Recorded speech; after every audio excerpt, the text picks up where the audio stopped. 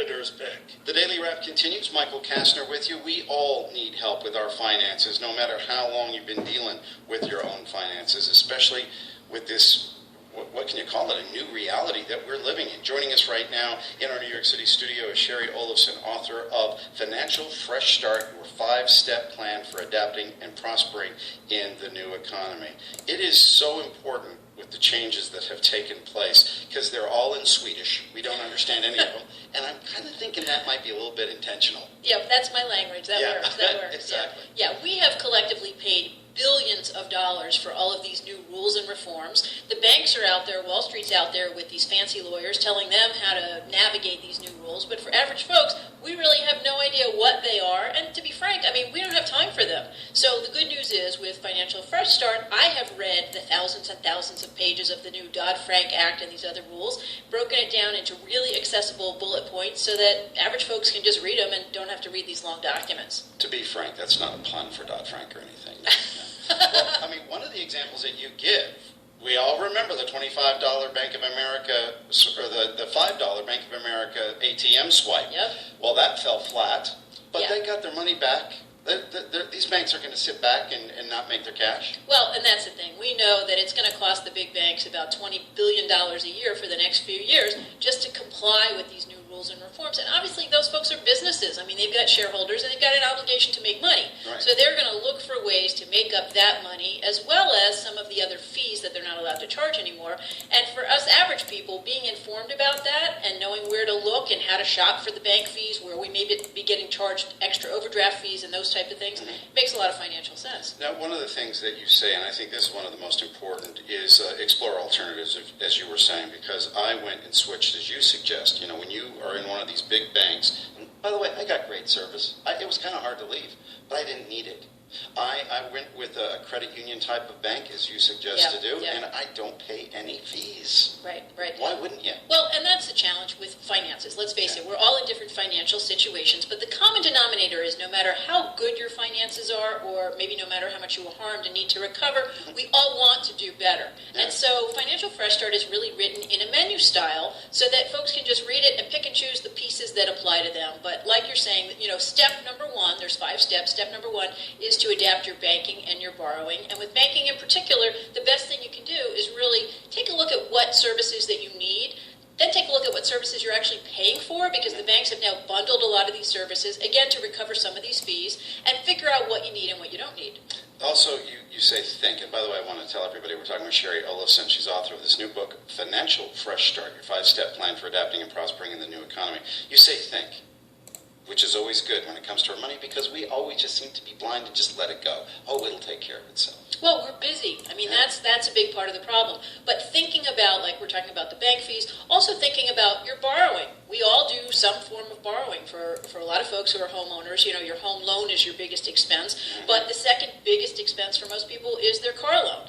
We do all kinds of borrowing, from student loans to car loans, small business loans, credit cards, and we really need to revisit those. So step 1 also incorporates looking at how you're spending on those areas, and then being aware of some of the new rules and reforms, like the new Card Act, which applies to credit card companies. So remember how the credit companies used to just jack up our interest rates without telling us? When the little letter would arrive, I would always go like, oh, of course. Yeah. Right. Well, now they have to give you. They can't do that on an existing balance unless you miss 2 payments in a row. So for folks who, you know, may be missing a payment, you want to make sure you don't miss 2 in a row, and they can't increase your rate for new balances unless they give you 45 days notice. Well, the problem with that is we're all getting tons of stuff in the mail now, so that all these companies can comply with these new rules. You want to make sure you open that at least once a month. Yes. Let it build up, but open it at least once a month before those 45 days go past, so if your company is going to yank up your interest rate, you'll know about it. Well, those are the new rules. Used to be they would just pop them up when they felt like Exactly, but we've got these new protections that's basically what Financial Fresh Start is all about, is making it easy to access these new rules for your benefit. You also say stick to your own ATMs. It's so convenient. Oh, I'm just going to run around the corner. Oh, I'm going to stop off at the convenience store and just use their machine. Right, well, and if that's a problem, again, you know, everyone banks differently, so if you find yourself using other ATMs, you may want to think about an online bank, because a lot of the online banks, because they don't have these bricks and mortar services, will actually cover those fees for you. They can afford it. Mm-hmm. Yeah. And then also, practice overdraft prevention. I think this is so true. I haven't bounced a check in many years, but you are right.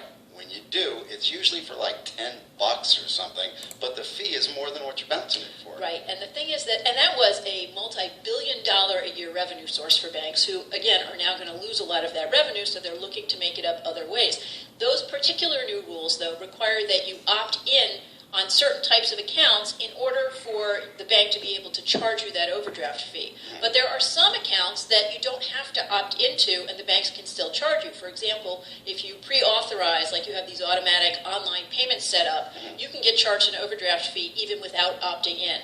So if that's something that you're susceptible to, incurring these overdraft fees, you may not want to use that type of account, and then you can't be charged.